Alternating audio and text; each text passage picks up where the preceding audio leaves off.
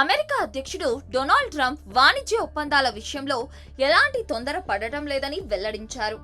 ఇటీవల ఇటాలియన్ ప్రధానమంత్రి జార్జియా మెలోనీతో సమావేశం నిర్వహించారు.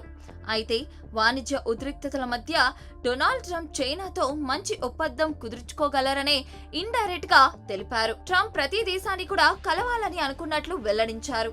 మెక్సికో నుంచి జపాన్, ఇటలీ, చైనా దేశాన్ని కలవడానికి ట్రంప్ ఎదురు చూస్తున్నట్లు తెలుస్తోంది. అయితే సుంకాల ముప్పును బట్టి చర్చలు జరుపుతారని తెలుస్తోంది.